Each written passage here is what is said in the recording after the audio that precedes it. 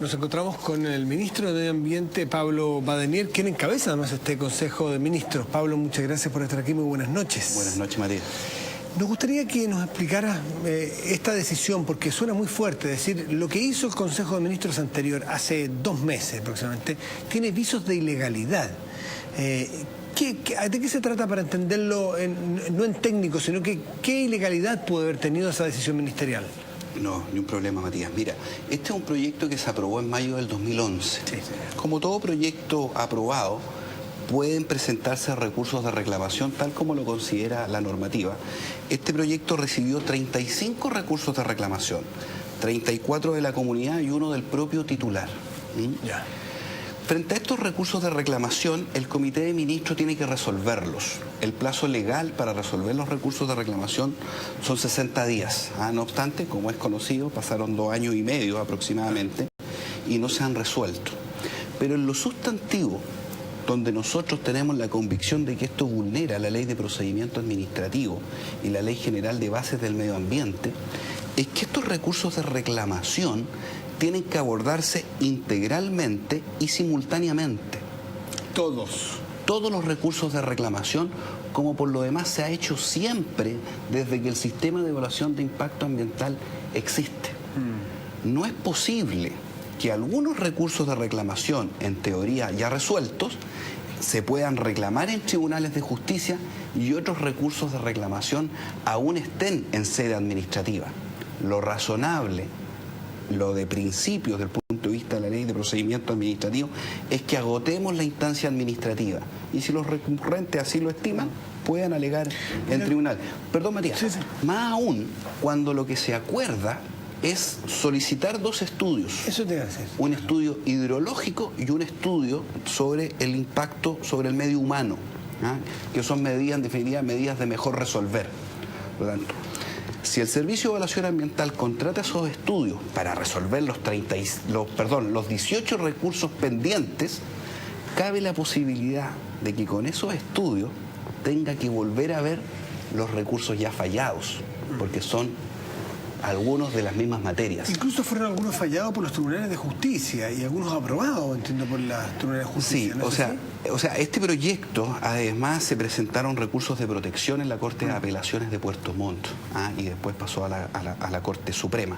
Pero en instancia administrativa, lo razonable, lo que nosotros hemos llamado que vuelva a su cauce institucional, y lo que nos hemos permitido con esta decisión que vamos a implementar, es volver a ver los 35 recursos de reclamación de manera simultánea e íntegra. Algunos han dicho que es casi foja cero, de algún modo, Hidroaicén. Desde la aprobación del 2011, parten nuevamente los 60 días para ver todos estas reclamaciones que se hacen, y en 60 días se resuelve un sí o un no total, o pueden aprobar algunos y algunos otros no de las reclamaciones. Efectivamente, esto es lo que está también, es lo que funda en el fondo la decisión, porque aquí lo que se está reclamando es un acto administrativo, que es la resolución de calificación ambiental. Por lo tanto, yo no puedo aprobar el proyecto por partes. Es una resolución indivisible, como lo es también el proyecto. ¿Las 35 reclamaciones tienen que ser resueltas positivamente para que siga otro paso adelante el proyecto de Hidroaicén? Por ejemplo. ¿Con una que falla todo el resto? Nuevamente, porque estamos aprobando o rechazando un proyecto en su integralidad. Yo no lo puedo dividir por partes, ni el proyecto ni la resolución. Por eso la importancia, desde el punto de vista del procedimiento, de abordar los 35 recursos de manera simultánea. ¿Qué grado de factibilidad tiene el que pasen este sedazo técnico o esta reclamación en las 35 reclamaciones? Bueno, nosotros nos tenemos que pronunciar sobre el fondo. Sí. Yo no quiero evadir la respuesta, pero sí lo que te quiero transmitir, Matías, que desde el punto de vista del procedimiento no corresponde que nosotros a priori digamos este proyecto se va a aprobar o este proyecto se va a rechazar. ¿Por qué? Nosotros queremos, más que nadie, respetar y hacer respetar la institucionalidad ambiental. Nosotros lo haríamos muy mal si a priori decimos que este proyecto se aprueba o se rechaza. Entonces, ¿en base a qué la Presidenta de la República y usted dicen hace poco que le parece inviable Hidroaicén? Si usted me acaba de decir, esperemos que pasen los 60 días y respetemos la institucionalidad, y yo ya leí que ustedes los encuentran inviables. Yo comparto la opinión de la presidenta. Efectivamente, el proyecto tal como está concebido es inviable.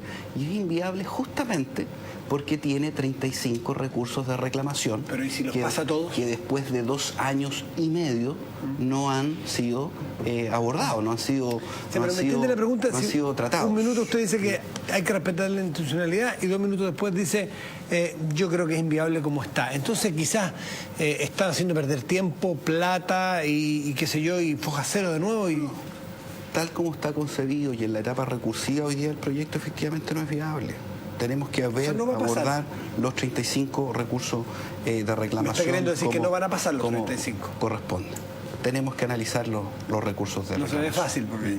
Ahora, estamos hablando de Hidroaicén, de las represas, por así decirlo. Todavía no hablamos de las líneas de transmisión que requiere un proyecto como este, o cualquier proyecto, y ese ni siquiera ha sido aprobado. Se lo ha aprobado de Hidroaicén mismo, ¿no es así? O sea, es un proyecto que ni siquiera se ha presentado al sistema. No se ha presentado al sistema de... Estamos hablando de otro proyecto. Ahora, cuando se refiere a que es inviable, ¿se refiere al Hidroaicén general o se refiere efectivamente a la parte de las represas? Y a la generación. A la generación, o sea, al proyecto total. Que es el proyecto que nosotros estamos viendo. Y como especialista en medio ambiente, ministro, y ahora como ministro, ¿usted ve posible de que mejorándolo, usando las mejores tecnologías disponibles en el mundo, algún día va a existir un proyecto como este de Hidroaicén o creen que la verdad es un proyecto muerto? A ver, tal como está hoy día el proyecto, el Comité de Ministros, y en esto es bien importante, el Comité de Ministros no tiene entre sus facultades modificar proyectos. ¿La prueba o rechaza? Exacto, o sea, porque si se modificara el proyecto, bueno, ¿quién evalúa ambientalmente esa modificación? El proyecto ya fue concebido, fue presentado con determinadas características, por lo tanto nosotros no vamos a modificar el proyecto. Pero ojo, que es bien importante que acá nosotros nos estamos refiriendo sobre un proyecto. Sobre un proyecto. Y yo comparto que las ventajas comparativas que en términos generales tiene Chile es la hidroelectricidad. Ministro, pero yo preguntarle, yo leí hace un tiempo que hay países, y puntualmente Brasil, entiendo, y habrá muchos otros, pero yo leí el caso brasilero, que lo que hace es que este Consejo de Ministros o algún consejo estatal, independiente, autónomo, desde el punto de vista estratégico, ve cuánto necesita generar, dónde generar, cómo generar, aquí será termo, aquí será hidro, aquí será eólico, aquí será qué sé yo, y después el paquete de proyectos ya aprobados se licita para que lo haga un privado que invierta, porque el que tiene la plata, el Estado quizás no la tiene toda. Pero no dejar que el propio privado sea el que tenga que invertir, someterse a los impactos o a los procesos de evaluación de impacto. ¿Usted sería partidario de dar vuelta al proceso chileno, rediseñar el proceso chileno? Mire, es muy interesante los meses que vienen. La presidenta Bachelet ha comprometido en sus primeros 100 días de gobierno presentarle al país una estrategia de desarrollo energético. ¿Está por ese lado? A mí no me cabe duda que el ministro Pacheco va a presentar un muy buen plan de desarrollo energético para Chile, y él lo va a poder explicar mucho mejor que yo. Conceptualmente, ¿a usted le gusta ese sistema? Se requiere mayor presencia del Estado en materia de planificación, de incentivos, de señales de qué energía, cómo diversificamos nuestra matriz energética. Porque estamos un poquito hasta el cuello, ¿no? Sí, eso es un dato. Lo sabemos, es un dato de la causa. La energía nos está apretando, los costos de la energía en Chile son altísimos. Y por las características que tiene nuestro país, que efectivamente nosotros no tenemos petróleo, no tenemos gas, importamos ese tipo de combustible, y por eso yo creo que la hidroelectricidad, obviamente, Chile tiene ventajas comparativas. Cuando el Estado, a través de un organismo técnico y autónomo y responsable, diseña cómo y dónde generar, después se puede atraer al privado sin riesgos de que se le caiga un proyecto después de 7 o 8 años tramitándolo. Si le diga, venga y haga está garantizado que ya está todo aprobado. ¿Le parece que por ahí pueden ir los tiros? ¿No? Sí, pero siempre tienen que ser buenos proyectos. ¿Hay algún usted participó en la campaña de Michelle Bachelet, me imagino que en el área medioambiental, que es la especialidad suya? ¿Hay alguna autocrítica del gobierno de Bachelet anterior, de que se dice que fue un gobierno tremendamente generoso en sembrar termoeléctricas por todo Chile con altos niveles a carbón, que son altamente contaminantes? Mira, yo creo que es importante que la cantidad de termoeléctricas que se aprobaron Ojo, porque las termoeléctricas hay algunas que funcionan a carbón y hay otras termoeléctricas que funcionan a gas. Sí, ciclo combinado. Que desde el punto de vista de las emisiones... Sí, pero se dice que hubo muchas a carbón durante el gobierno de Bachelet. Es bastante menor. Pero lo más relevante, además de la aprobación de los proyectos, es que Chile hoy día cuenta, proceso iniciado también por la presidenta Bachelet, hoy día Chile cuenta con una muy buena norma de emisión de termoeléctrica, que es la manera de poder controlar y regular eventualmente la externalidad negativa más importante que tienen las termoeléctricas, y tenemos una buena norma de termoeléctrica hoy día en Chile. ¿Sería un éxito o un fracaso si es que después de esta administración Bachelet hubiese la misma cantidad de proyectos termoeléctricos a carbón aprobados que en la administración Bachelet anterior? ¿Sería visto como un fracaso de no poder generar más limpio? Es importante diversificar nuestra matriz energética, tener más fuentes de energía, tener más generadoras que aumenten también ¿Le preocupa la presión? La seguridad y el precio de la energía. ¿Le preocupa la presión ciudadana que tienen hoy día todos los proyectos que son re difíciles de aprobar? Mira, no me preocupa, pero yo entiendo que estamos en un contexto distinto. Hoy día efectivamente la ciudadanía está más empoderada, tiene todo el derecho a hacer sus observaciones, y esto tiene que ver también con la resolución del Comité de Ministros, porque también tiene que ver que los ciudadanos que presentaron reclamaciones tienen todo el derecho a que la autoridad también lo aborde de buena manera. Pero una cosa que no es de política de largo plazo, es algo coyuntural que lo va a resolver el gobierno por ahora, es esta petición que le hacen algunos de que no se apruebe el nombramiento de Cristian Franz como superintendente de medio ambiente porque tendría conflictos de interés, que él proviene de una consultora que hace unos años hizo algunos estudios para empresas que hoy tienen que ser sometidas justamente a resoluciones del superintendente. Usted ha dicho que la capacidad técnica de él es óptima, por lo tanto lo defiende. ¿No le pasó lo mismo al gobierno de Piñera, que tenían que defenderlo y era la nueva mayoría o la concertación la que decía, ¿y el conflicto de intereses cuando vienen desde privado? Son situaciones bastante distintas. Yo tengo la convicción de que Cristian Franz va a ser un gran superintendente del medio ambiente. Ya, pero ese no era el tema, eran los conflictos de interés.